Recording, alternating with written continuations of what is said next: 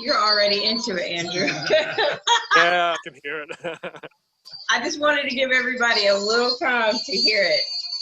We're already live, so it's okay. Let them hear it just a little bit. Yeah, listen.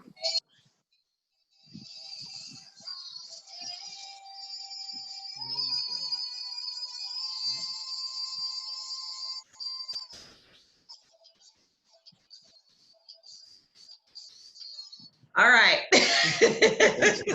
That was the short version. All right, everybody. Thank you so much for tuning in for another awesome interview with M419 Global. We are here with the amazing Andrew Lee coming to us from down under. I had to say that. Southern Australia, and he is the guitarist who actually started the band Pevensie. Did I say it right? Hey, you got it right. I got it right this time. And that was a little clip from Redemption, which is an amazing song that's available for you to listen to on YouTube and on their their Facebook page. But it's on Spotify, it's on iTunes, Apple Music, all the streaming services now. But yeah, that one's got a video on YouTube, which go and have a look at. Give us a like if you like it. Okay, sounds good to me. Sounds great. So we're gonna get started. Andrew, thank you so much for doing this interview with us. We're super excited because you are our first international interview, and we have prayed to the Lord because our ministry is global. So we were so excited that you said yes. And I'm a little jealous because you are in the summer and we are in the winter months. It's cold here. Yeah, sorry about blue skies and sunny there right now. Yeah. Oh, it's beautiful. 28 Just degrees. rub it in. Yeah, I'll rub it in. 28 degrees. I looked it up. It's 82 degrees for you guys. I mean, look at that. It's beautiful, clear skies. Just lovely at the moment. Just rubbing it in for you. Yeah, I see that. Yeah, just a little bit. You know, that's okay. Yeah, it's what, 30 degrees outside. It's a little colder. Yeah. It's colder here. Oh yeah. Yes. Yeah. But it looks beautiful. Andrew, I'm so excited. I just wanted to have you talk a little bit about yourself. Share about your family, kind of what your life is like now, a day in the life of Andrew, and we'll just kind of build on from that. Sure. Yeah, no, first of all, thank you very much for the opportunity to do this. My pleasure to come along. I was referred by a mutual friend, Jimmy. Hi, Jimmy, if you're listening. So that was absolutely fantastic. Jimmy and I are both admins on a Christian metal Facebook page, and he has heard our music and likes what we're doing and put me onto you. And I love what you guys are doing. It's just amazing. And yeah, going international is such a good thing to do. So yeah, a bit about me. I'm, as you said, I live in South Australia, in a city called Adelaide. It's the capital city of South Australia. As you can see, it's blue skies here today, very Mediterranean. Just, you know, this is what we get. But next week will be pretty hot. We'll have 36, which is about 100 for you guys. So that's going to be getting pretty warm. You can keep rubbing it in, Andrew. You can just keep doing that. Yeah. Yeah. So I was born not in this state. I was born in New South Wales, which is on the east coast of Australia. And I was born in a rural town called Lismore. That's on the north coast of New South Wales, just near the Queensland border. And you guys, we've talked about Queensland before. You know where Cairns is, which is right at the top of Queensland. And my parents had moved to Lismore for a few years. They came from a bit further south and moved up there for work. got involved in the churches up there. My dad's a musician as well, and a few years after I was born, we moved to South Australia for work. My dad took a new job here, and we stayed here ever since. So I consider myself of mixed blood. I'm New South Welsh and South Australian, which has a little bit of conflict every now and again. No, just joking. All my New South Wales friends. But yeah, no, it was great growing up here. It's South Australia's a fantastic state to live in. I was raised in a Christian family. Both my parents were already Christians when I was born. Mum, I believe, was saved through Billy Graham's ministry when he was in Australia in the 50s, I think it was, 50s or 60s, somewhere around there. And I was raised in the Baptist church, a church called Clovercrest Baptist. Some of my friends still go there. And in the early 90s, I moved to a different church called Trinity. Trinity is an Anglican church. The best I can explain that is it's Episcopalian if it was in America, but we still hold the Anglican links. We're a gospel church, focuses on Bible teaching and evangelism. So I've been there for 28, 29 years now. Bit about me, I'm married with two boys, Aiden, who's 19, and Jagger, who's 15. And wonderful kids. I love them to death. They're my pride and joy. Jagger, my youngest, is he's carrying the musical torch. So he's playing guitar now. He's been learning, and he's ready to start playing. Hopefully in church, and then later we'll see if he joins a band as well. He's really excited about it. What else there to say? Yeah, so I'm a musician. I play guitar. I taught myself to play. Haven't had formal lessons. I learned myself because I wanted to learn. In the 90s, I guess for a lot of people in the 90s, music was really strange. If you'd come out of the 80s and there was all this cool stuff going on, and everyone had cool hair and weird outfits and all of that stuff. And the 90s came along and it was really different. And most of that I liked disappeared, and we had grunge bands come out like Pearl Jam and Nirvana. Nirvana really kicked it off. And I wasn't into that. I was still into metal, and the metal just disappeared. And weird hairstyles, and that all disappeared. But at the time I got into rockabilly, and I started a rockabilly band and did the 50s thing for a while, and it was good fun. There was a bit of a scene happening here, and Stray Cats was still really big, and followed that. Did the works, I went from 80s hairstyle to 50s hairstyle, and had the 50s style cars and all the rest of it, and music. It was good fun. But in the late 90s, I was a bit burnt out on that, and it was just starting. Grunge was dying off, punk was sort of around, but there was the beginnings of the resurgence of the metal bands who I'd always liked. And I'll mention one, Striper, being my favourite band. They sort of started coming back in the early 2000s, and I was so excited about that. They had influenced me as a young Christian in my teens. I was about 14 when I first came across Striper. They were in a heavy metal magazine in Australia. They were on the cover. That cover is really famous. It was on all the metal magazines around the world. And it was something like Metal Missionaries was the title, and it had a picture of the band, and I was intrigued. Who's this band? And I read up on them and thought, whoever these guys are, I already like them.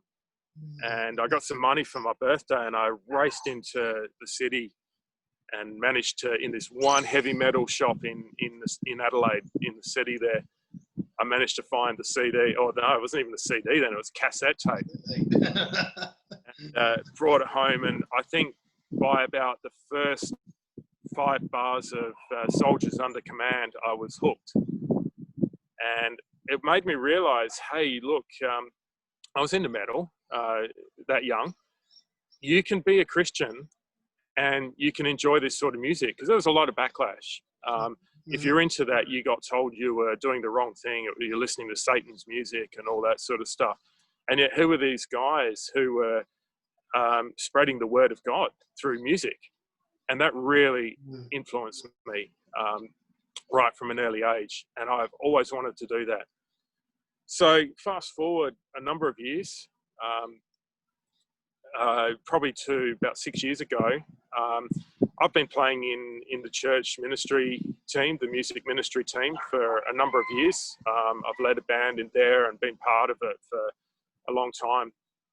And I was getting to that stage where I really wanted to start a band again. I love church music. It's a blessing to be able to serve in that way, because a lot of people don't realize this, but music in church is a word-based ministry. What that means is that we are spreading the word of God through the music. So the foundation has to be on the word. So our music must exemplify God through what we read about him in the Bible. We're telling people about Jesus through the word. And when you do that in church, you're not there to perform. The musician's not a performer in church. If we take it seriously, we're actually serving. We're serving the congregation, and we're serving God through what we do. And I'm sorry about this. It's a car that's just turned up to do some watering. You'll see the guy walking behind me watering the park. I was going to say, there must be a dog. So, the dog must have let everybody know he was coming. That's right. That won't be long, I think. So we take it very seriously as church musicians. Anyone around the world, we're serving, we're spreading the word. And I had this call to start a band that we could do that still, we could serve, but we could also be performers, which is what all musicians are at the end of the day. We do perform, we want to get out there. On stage, it's great, we have a great time. But we want to perform for the people who are listening to our music. And that's different from the church music where you're serving, and you shouldn't be seen as a musician. I mean, you're out there, you're on stage, people can see you, but you're not the focus. Mm-hmm. So I asked a few people at my church at the time if they'd be interested in starting a band with me. I had a vision and I had a mission. The vision was to start a band that could use our Christian message and our Christian worldview as musicians, and then be able to go and play in secular places, so the pubs and hotels and so on that play live music, and express our worldview, our Christian worldview. And so I got something together, and we've had a number of lineup changes, and finally got to a place where I feel the band is really working well together. Last year, we made the transition from doing all covers to writing our own material. And our keyboard player, David, came along with a song he'd written, and he said, "Hey guys, I've written a song." I went, "Oh wow, excellent, great." And it was just at the right time. This is early last year, or even maybe late the year before. And so we started rehearsing that song and got it together. And then we had an opportunity to record it. And the first time I'd been in the studio, so that was a new experience for me. Mm-hmm. And we got that song out, really, really happy with it. And then we started writing some more songs. At the end of last year, I wrote Set Free. And our bass player at the time, he's actually left, and we've had to find a new bass player, Stephanie. But James wrote Redemption. And there's a little story behind that. One of the things I wanted to do with the sound of our music, I've been very influenced by some of the female-fronted bands, the metal bands coming out of Europe. So a couple of them are Nightwish, for anyone who's heard of Nightwish and likes their music, and Delane from Holland. And I've been very influenced by this, and I really wanted to start a band with a girl singing. So that's what we did from the beginning. And I wanted it to be heavier, you know, full rock. If we could do the symphonic elements, yeah, that would be great. But, you know, we found our own sound. So that was the vision for the band. And the mission was to get stuff together. We started with covers, as I said, but the mission was to write our own music. And we've now got 3 songs out. We've decided that, well, we don't have a lot of money to spend on big production and putting out an album in one go. So we're going to release singles as we do them. Get them, because I think people these days, they just like to get onto Spotify or YouTube or Apple Music and listen to a song when it comes out. So we're going that way. Got a new song we're working on at the moment I'm very excited about. It's called Prodigal. It tells the story of the prodigal son in our own words. It's pretty heavy. It's got a real Camelot sort of sound for any of you guys who are into Camelot. We rehearsed that on Friday night last week, and yeah, it's really sounding good. So I can't wait to get that one finished. You know, and this year's been tough because with the COVID-19 happening and everyone going into lockdowns around the world, and it's affected music because the pubs and clubs and so on where you'd normally play had to shut their doors. And we decided, look, we're going to take that opportunity to get some songs recorded. There were challenges with that because we couldn't all meet at the same place, the studio. Big shout out to Ian Miller, our sound engineer. He suggested to us, hey, you know, while you guys can't play live, how about you record some of your songs? He'd heard them and he said, look, I love them and I want to record them and produce them. So we did this all individually. We went into the studio one by one and recorded our parts, and he put it all together. And look, we call him the magician, Magic Ian. He's just amazing with what he can do. So very, very happy with the sound quality that he's done. And to us, you know, it was being productive in a time that we couldn't do what we really wanted to do. And I'm so happy that we've been able to do that in tough situation. Yeah. So yeah, we're looking forward to getting more original music out. We've got a couple more ideas coming as well, and then hopefully when things open up more, we can go and start playing some gigs, which we're really excited about.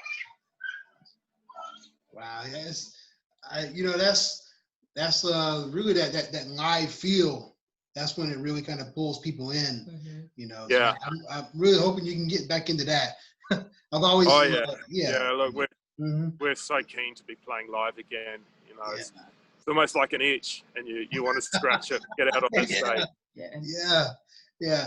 I, you know, you touched on it a bit with the how, you know, you became kind of inspired by music when you came across Striper and bands like that. So was that like, sounds like that was very freeing to you, that you could see something you're passionate about? Yeah, absolutely. I think as a young teenager, 13, 14 years old, and I discovered heavy metal music around that age. And, you know, I'd grown up in a very musical family. As said, my father's a guitarist. And so we heard a lot of music, and I was always encouraged to listen to music and to appreciate music, and I've developed that. My mum is very much more into classical music, but she also gave me that understanding of how to appreciate music for what it is, for the beauty, for the emotions that it invokes in you.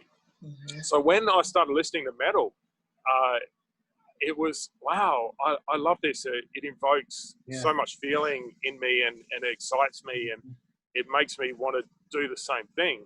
And I was listening to, this is early mid 80s bands like Iron Maiden and Judas Priest and others like that. And I was always very careful with what I listened to. So there were some bands even then I didn't listen to because I didn't feel that that as a Christian, that I could be God honoring. Now, I mentioned Iron Maiden, and I want to explain something that happened there. As I said, my mum really taught me how to discern and appreciate music. And I brought home an Iron Maiden cassette, and she looked at the cover and said, "Oh, I don't know if I like this." As you can imagine. Right. Right. So we sat down. I still remember this. We sat down and listened to that whole album, and thankfully the words sheet was in that cassette. So she read all the words as we're playing it. And a funny thing happened. She said, "Look, this isn't my form of music. It's not what I like, but I actually don't have a problem with you listening to this, because there's nothing in these words which dishonor God." And bands like Iron Maiden, they're playing, or their song lyrics are about things like classical literature and movies and history. Aces High on the Power Slave albums about the Battle of Britain. They put the Rime of the Ancient Mariner to music. A famous poem. So a lot of what they sing is actually quite intellectual. Yeah. And I thought that's really good. That's my mum went through that, and she said, "No, look, that's okay. It's not the sort of music I want to hear, but I'm okay." Now that led on to me when I discovered Stryper. I wanted that sort of music. I was looking for that. But I was also, as a 14-year-old, looking for something that, as a Christian, it reflected my own Christianity. And so Stryper came out, and I was amazed. Like, hey, here's these guys who are writing from a Christian perspective, but they're playing the music I want to hear. Right. So that rocked my world, no pun intended. It changed me, and I just felt, wow, this opens new doors. Now, the next thing that happened is I want to say hi to my friend David Owens. I went to see his band. He was in a band called Jacob's Well here in Adelaide.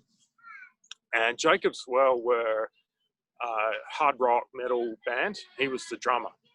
I didn't know David at this time, but I saw his band. And it was the first time I'd seen a band playing the music I liked, singing Christian songs on stage live in Adelaide when I was young. And I was like, wow, I want to do what these guys are doing. Yes. One day, that's what I want to do. They had a profound influence on me. And a couple of years later, they opened for Stryper. So you can imagine how good that was for me. Yeah. Oh, it's just amazing. I put two bands together that really influenced me. Yeah. And I got to know David many years later, just more recently, and we've become very, very good friends. And I told him how much of an influence his band Jacob's Well had on me when I was young. And he said, "Look, I still get people who say, we became a Christian through hearing your music," or, so he's just absolutely amazed that 30 years later, he's still hearing stuff about their evangelism. And that's been great for me, because I think hearing this sort of music has had an influence that's lasted my whole life as a Christian. Yeah, that's so good. I really like to touch on that and kind of focus on that just for a moment, because part of big part of why Natalia and I do this platform comes from Matthew 4:19, which "Follow me." This is speaking of Jesus, "and I will make you fishermen of men." And we we as Christians tend to put Jesus in a box, right? And Yeah. say, you can only do this and do it this way, right? But you're talking about infusing more rock and metal sounding music in with the gospel and people coming to Christ because of that. Yeah. And Yeah. I'd like you to just kind of speak on that, because that really kind of, to me, speaks to his creativity, his wisdom, his understanding that his creation do not all have the same interests. Right. Yeah, right. Yeah, that's right. Yeah. That's right. Yeah, I think going back to what I said about word-based ministry, Yeah. if you're serious about your faith, then we are here as exactly what you said about where you got the inspiration to start from that verse in Matthew. We are here to take the word into the world. That's what we're called to do. Now, did Jesus say how it had to be done? What sort of music you had to play to do that? What sort of clothes you had to wear or anything? No, he just said, take the good news, take the word. And I think that opens up a lot of doors. It's very flexible. Now, if you go and play to a bunch of metalheads, you know, I don't even know what our audience is. We've got a lot of different people, and we're not full metal by any means. We're just a rock band, really. But let's say if you wanted to go and speak to a metal crowd, are you going to go play hip hop or you know, jazz or something like that? No, they're not going to listen. Right. So I think you've got to take, and Paul, the Apostle Paul, talks about this. I've become all things to all men. Yeah. Now that doesn't mean that he's changing the word. No, he's sticking true to the word. But what he's saying is that take the word accordingly. So if you're going to go and talk to a bunch of metalheads, do it in that environment, you know. And that's what Stryper did. That's what Jacob's Well did. And David and even Michael Sweet, when I talked to him a couple of years ago, and he said, look, they didn't know what God had in store for them when they started Stryper. All they wanted to do was take the word out. And 30 years, 35 years later, they're getting people say, it was because of you listening to your music that I became a Christian. He hears some amazing stories. So I think that's what it's all about. You use what creativity God has given you, and we're all different. Some people might be artists, you know, paint. Some people might be writers or poets or whatever it is that you do. It doesn't even have to be that. But be yourself and take it out.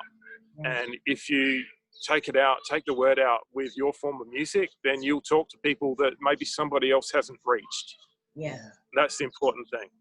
Yeah, I think that, and you hit that right on the head, because, and you think too, some of these people that we're speaking of, whether it's in metal or if it's in hip hop, Christian, or gospel rap or whatever, some of them may not darken the door of a church, right? And God said, go into all the world. That's what he said. And I love how you said he didn't say, okay, do it this way. He said, go out and get it out there. And I think that that's so important. And I think that because God is so creative, and he celebrates creativity. Everybody's creativity manifests in different ways. I'm a very creative person, but it comes out in different avenues. And so are you, right? But it's all expressive unto him, because he's creator. He's the architect of it all. Yeah. He gives us the creativity through the fact that he's created it in the first place. Yes. And what you like or what you appreciate or what you do, you know, at the end of the day as Christians, we give the glory back to God for giving that in the first place. And I think it would be remiss of me if God's given me something to use, not to use it.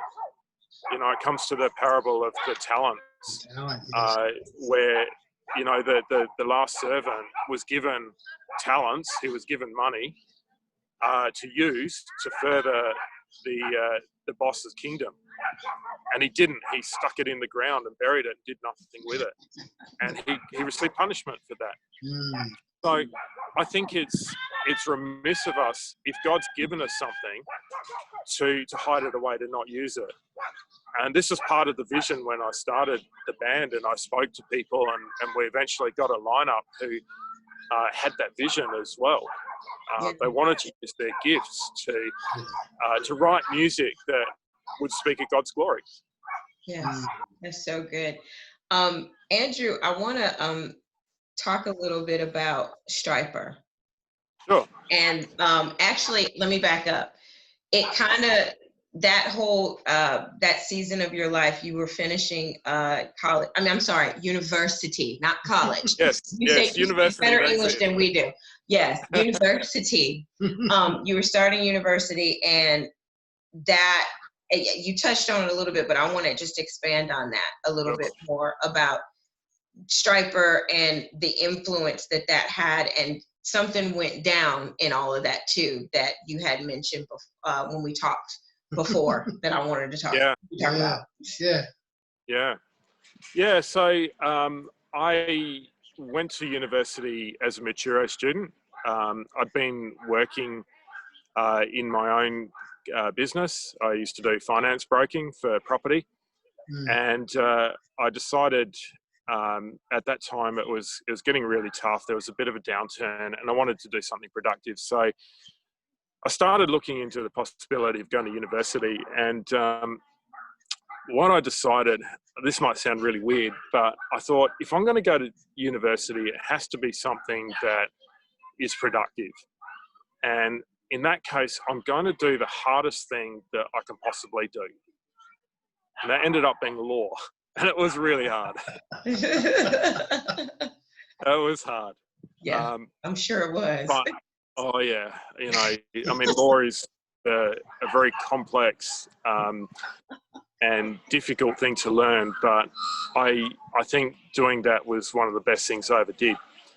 And it was during that time that I got the vision and the call, and felt a need to start a band.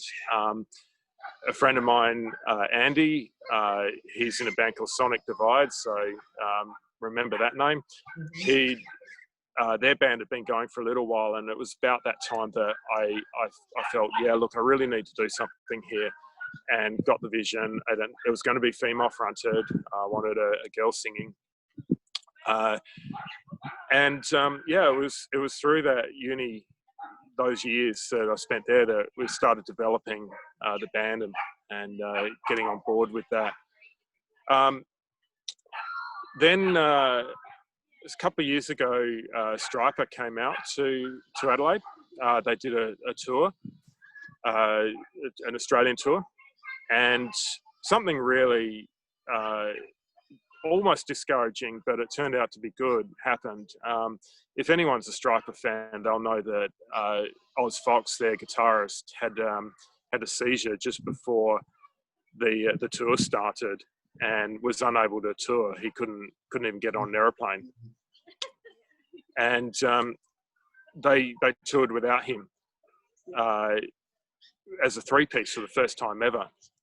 Now, my friend's band Sonic Divide, I'd helped them.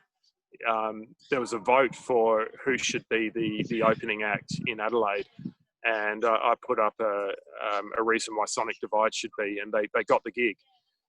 And as a thank you, I do a bit of photography. It's one of my hobbies. They asked me to do the photography for them when they were playing, to come along and shoot as they did rehearsal and all that sort of stuff. So the result of that is I got an all access areas pass. Yes. I turned up about 4:00 and came in, and the first person I saw was Michael Sleep. There was a guy I sort of know talking to him, and he said, "Oh, and here's Andrew." And I'm like, "Oh, really? Come over and meet Michael." And this is my lifelong dream, to meet these guys. You know, they're the biggest influence musically on my life, and here I am being introduced and talking to them. And I wow, what do I say? These are my heroes. But I think what I came to realize is, you know who your rock stars are, the people that you really value. And I got talking to Mike, and he was just a normal, regular guy like anyone else. Now, the interesting thing is, I took in 1987, when I went to the first concert in Adelaide, Striper used to do this thing where they'd throw out their Bibles with a Striper sticker on it as a way of evangelism. And I happened to get one, and I kept it, and I put the date in and the ticket stub and a newspaper cutting, and I've kept it ever since. And I took that in with me when I went to the 2018 Striper show. And Mike saw it, and he said, "Hey, you got one of our Bibles?" I said, "Yeah." I told him that story. I said, "Look, I got it then." And he opened it up, and he said, "Look, can I sign it?" I didn't even have to ask him. Can I sign it for you? So he signed it, and that's the picture that you've used. I'm holding the Bible, and he's pointing to it. He opened it up, and he saw the newspaper cutting, and he said, "Hey, I actually remember this. We got in here, and it was pouring with rain, and there were all these newspaper reporters around, and because it was a big thing at the time." And he said, "Wow, it's amazing to see how young we look." And then he called Robert over, his brother, the drummer, and he said, "Hey, look at this." And he signed it as well. So it was just amazing. I've got my Striper Bible signed. And I want to say a big thanks to a New Zealand friend of mine, if he's listening, Craig O'Hagan. He's a massive Striper fan. I picked him up from the airport. He followed Striper all around New Zealand and Australia at the time, and he took that photo. So I just want to say thanks for taking that photo. We had a great time. Well, I think that's and I wanted you to share that story because it's beautiful, because it's like God gave you desire of your heart, but like a double dose of it. Like, yeah, you kept the newspaper clipping, you had all the stuff related to that initial event in the Bible, and you kept the Bible. And then you get hired to do the photography for them. You said it's just a hobby, but God had something in store for that hobby to give you a desire of your heart, and you get to see these guys, and they sign your Bible, and you get to connect with them. I just think that that's so cool of how he does that.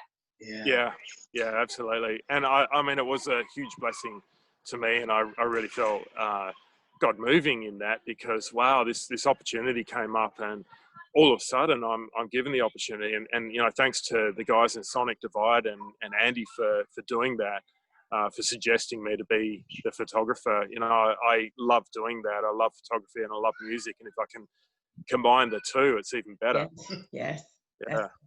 That's wonderful. Did you have something? Yeah. I wanted to kind of just ask, obviously the industry shifted quite a bit, because you talked about going to different platforms to release the music. So have you found that maybe is easier to get material out and takes less to do it, or because you had to wait on a recording studio and all this other stuff, but now you have different ways to get it out. And look, I think there's some fundamentals which will never change. You need people who can play an instrument in order to record music. I mean, look, you see some differences with some of the mass-produced music, where a lot of it's computer-generated these days, and everything's auto-tuned and all that sort of stuff. But you've got a bunch of people who play an instrument who want to tell a story. So that's fundamental and has been ever since. As far as recording goes, there are standards in how the industry records music, and Ian, our sound engineer, taught me a lot about that.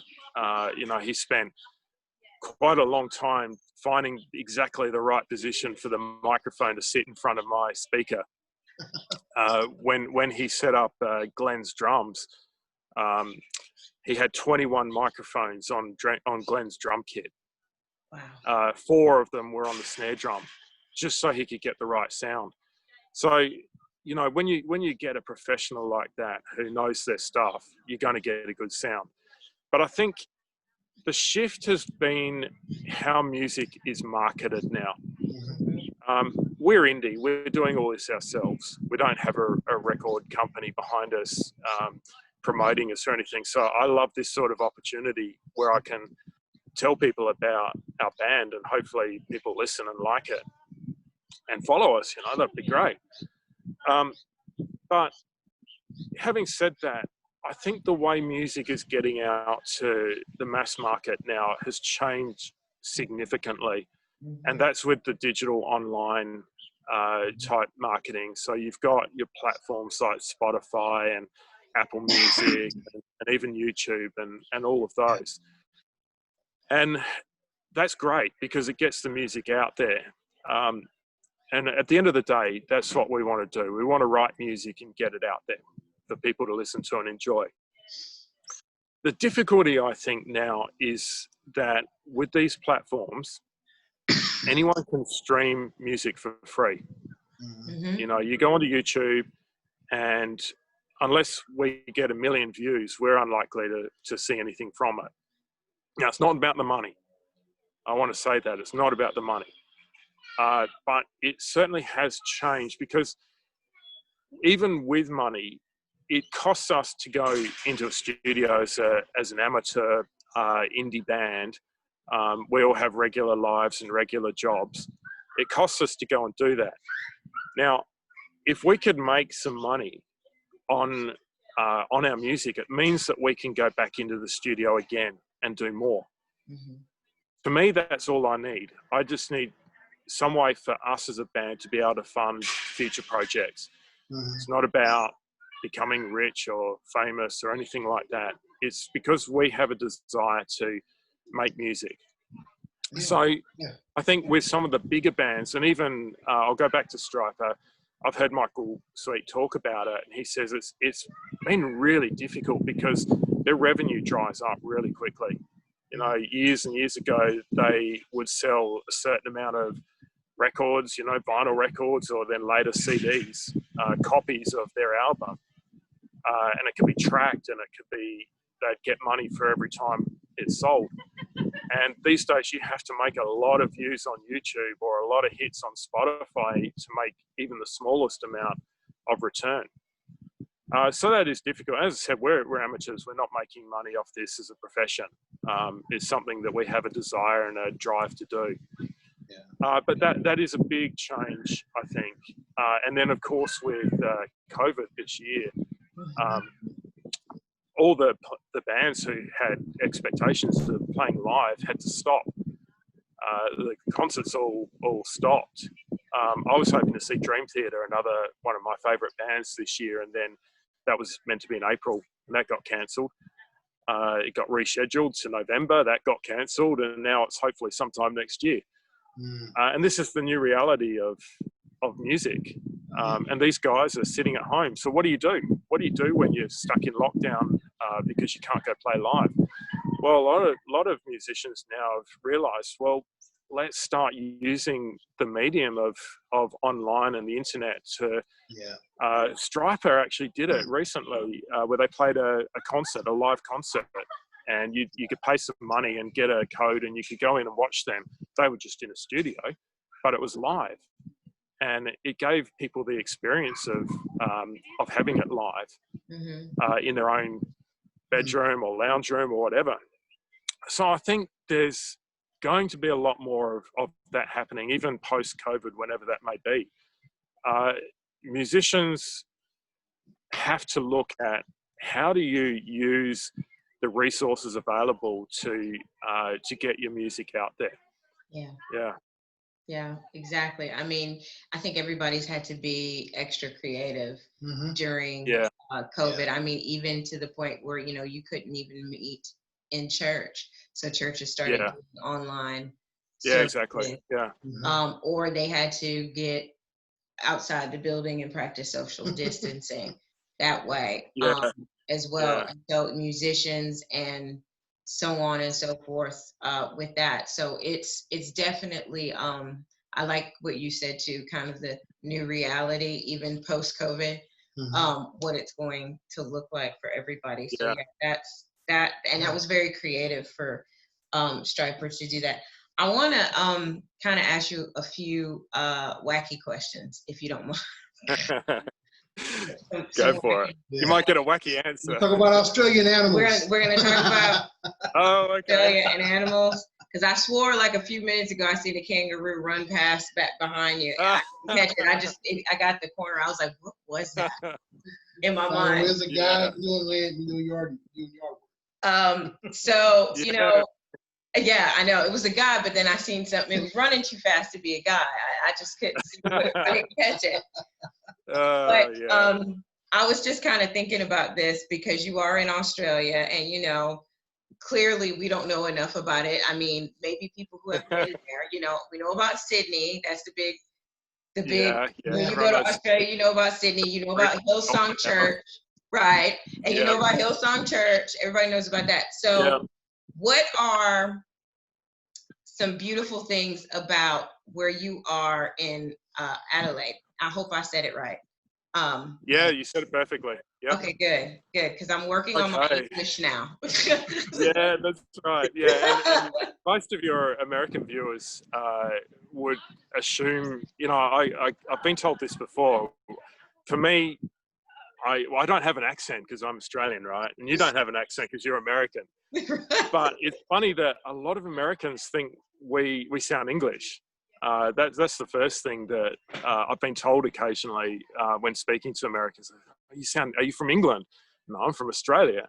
So there's, I think there's a misconception, before I answer that question, there's a misconception with who we are as Australians. You know, everyone's seen Crocodile Dundee and everyone thinks that that's what an Australian is. Right. And I asked you, I said, so when we first had our like initial, like just time to talk, I said, so have you gone walkabout yet? That's right. That's right. Oh, no, that's. I watched too much Crocodile Dundee when I was young. Yeah. That's one of my favorite movies, actually. Yeah. No, I mean, look, Australia's a big, vast country.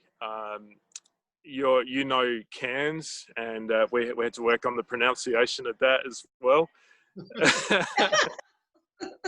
Because you've got a friend there, and I looked up the distance from Adelaide to Cairns, and it's 3,000 kilometres away. Can't remember what that is in miles. Lord, please tell me, because I don't know. Anyway, it's a long way. It's a long way. We'll settle. Yeah. So what I love the beauty of Australia. It is fairly diverse. So where I live here in Adelaide, I'll just see if I can show your viewers. If we go this way, I'll come around here just to show you. In the background there is the Adelaide Hill area, Adelaide Hills. And for me, that's about 5 minutes away. So I can get there pretty quick. And then I'm into rural hillside.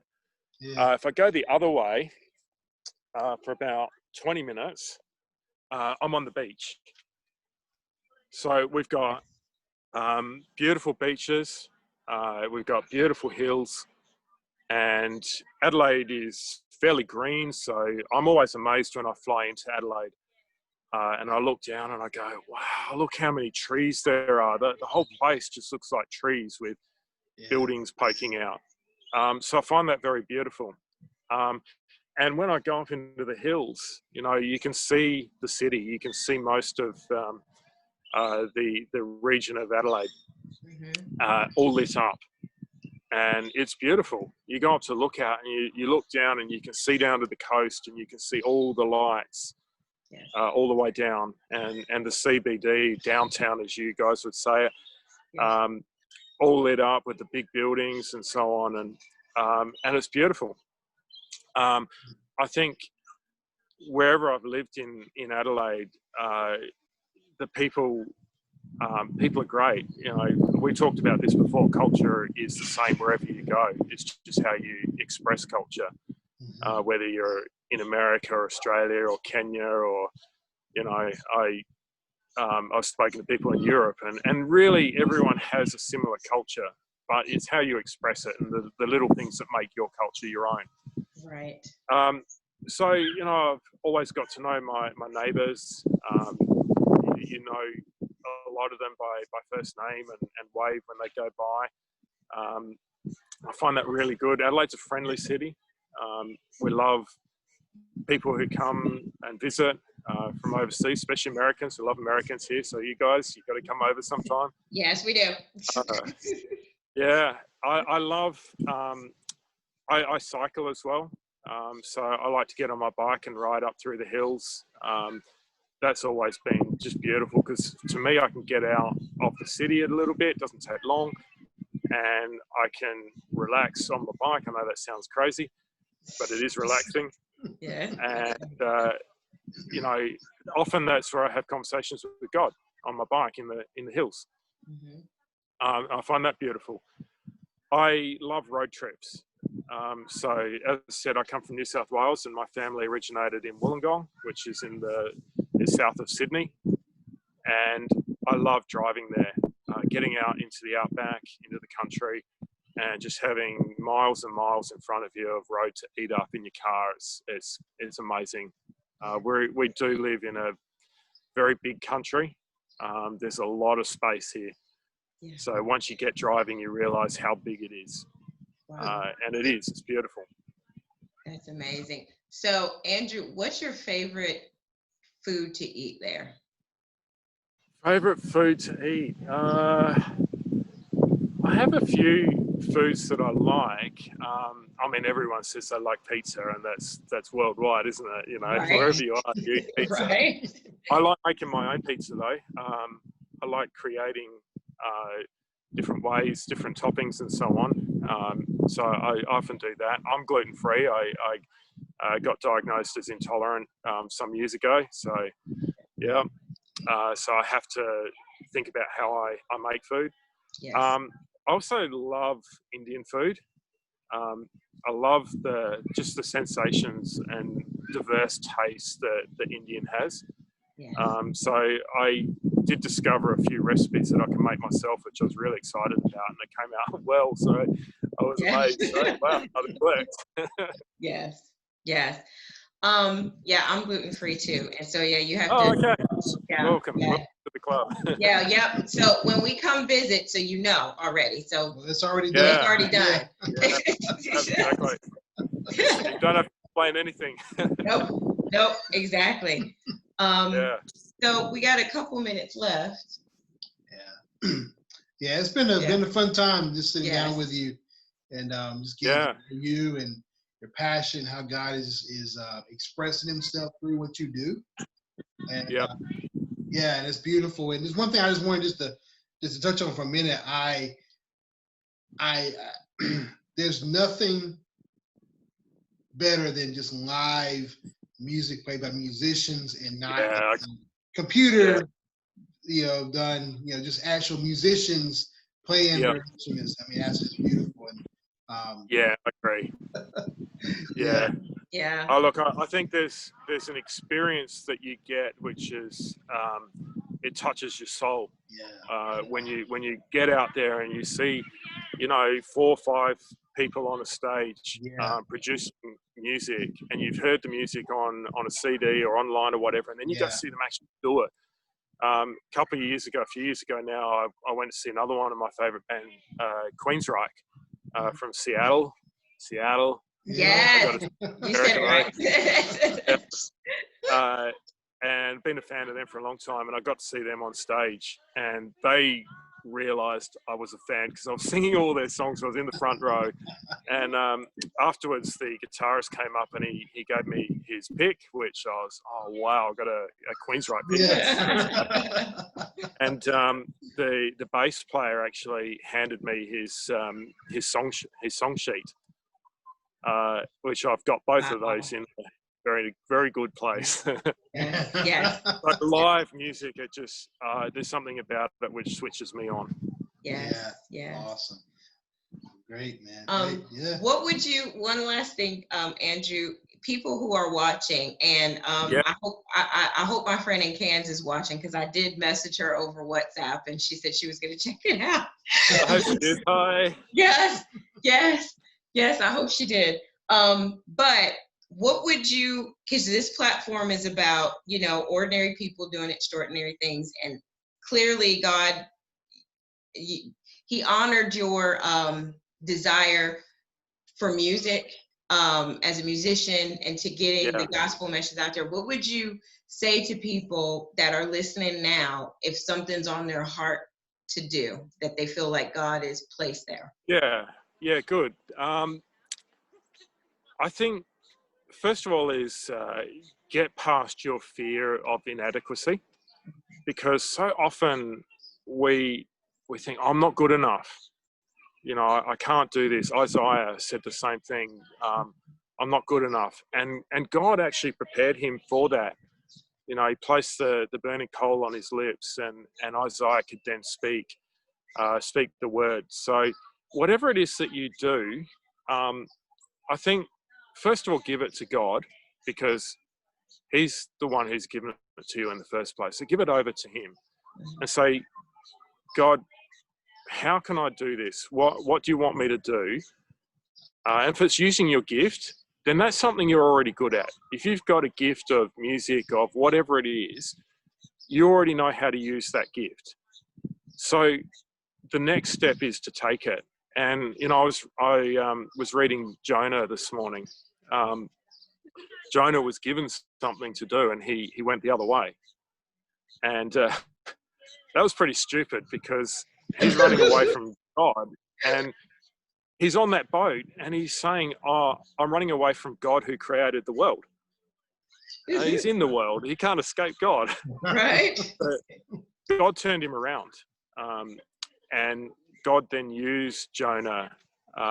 He gave Jonah the words to speak. He gave Jonah I think Jonah's biggest problem was his fear, going to Nineveh, and the Nineveh people weren't very nice.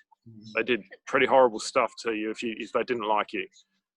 And I think that was a lot of it. And then by the end of Jonah, he says, why did you do this, God? And God says, it's for me to choose who I want and who I don't. All you have to do is be prepared to take the message. So I think for anyone who's considering something, you need to take it to God first. And then I think the other thing that's really important is get support. Get people behind you who can support you in what you're going to do. Whether you're going to be a missionary in another country, you need support for that. You got to go to the church. You got to go to other Christians who will pray and support you financially, or whatever means it is. Same for us. We're an amateur indie band, but I've had people support me and others in the band and so on. And with that, I feel blessed to be able to write music, to go and do it. And I think all the people and all the guys and girls in the band would say the same. Mm-hmm. And I'll mention them as well, because I haven't mentioned them yet. So the band at the moment, we've obviously I'm a guitar player. We've got David on keys. He's a genius. I'm so glad he's in the band. He came up with a riff the other night. I was like, wow, whatever you did just then, we've got to do it. We've got Glenn on drums. Glenn, for some of your viewers, is familiar. He was the drummer for a band called Ethereal Scourge in the early 90s, sort of a Christian death metal band. We got Steph on bass. She's just joined us. James, our previous bass player, sadly had to leave. He wrote Redemption, which is just an amazing song. Yes. And we've got Katja, who's been our singer as well. So that's the band. And yeah, look, I think if you're going to do something, take it to God and get support and get past your fears. Say, God's given me this, therefore if God's given it, I can do all things in his strength. Amen. Amen. Amen. So just as a close up, how do people find you and your music for your band and things like that? And you mentioned the different platforms, but how do they find you? And I will post it in the live at the bottom too, but go ahead and say it. Okay, so we've got a Facebook page. So the information that we put out always goes up there. We have a YouTube channel. Now these are all under Pevensie or Pevensie Band, so it's fairly easy to find. The YouTube channel, as we record songs, we're doing videos. Now, I did mention that we've just released a song called Set Free. That came out on Monday on the platforms. It's not on YouTube yet, and there's a reason for that. We actually want to do a really good video for this one. We've done videos for the other 2 songs we've released, and we're really happy with them, and we want to do something a bit different this time. So we're going to think about it a bit more. We've got some ideas, and we'll release a new video for that one, hopefully in the new year sometime. So it'll be on YouTube. We're on Spotify, we're on iTunes or Apple Music, Bandcamp, SoundCloud, all the streaming services. So we just upload it to a distributor, and they take care of everything from there. Okay. Cool. But yeah, go to the Pevensie page on Facebook. We always update whatever's happening through there. Yes. Yeah. Well, Andrew. Thank you so much for doing this interview. I have a feeling we're probably going to have to do another one, and maybe collaborate with some other musicians. And we're working on the passport thing. You know, hopefully at some point. Come out here. You won't want to go back. I have a feeling. I had that feeling that we're just gonna be like, no, we can do this from here. But yeah, of course you can. Yeah, that's the beautiful thing about the internet. So thank you so much for just taking the time to share your heart and give us a little tour of your park behind you and hearing all the birds and stuff like that. It's just it's blissful. No koalas or drop bears, unfortunately. No, it's okay, but I swear I thought I seen a kangaroo run by. It was too fast to be a man. Something ran. And I just didn't catch it. Yeah. Thank you so much, David. Before I go as well, I just want to mention my friend Eric from Chicago. I want to say a big hi to him and a big thank you for his support of me and of Pevensie. Eric is the singer now. He auditioned, and I met him online last year when he was auditioning for a very big Christian band in the States called Sacred Warrior. Mm-hmm. He became the lead singer. And I just want to say how much I've appreciated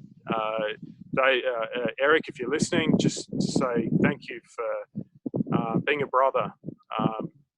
I feel that he's a Christian brother to me, and that we became very close, even though I've never seen him face to face. I've only been online with him.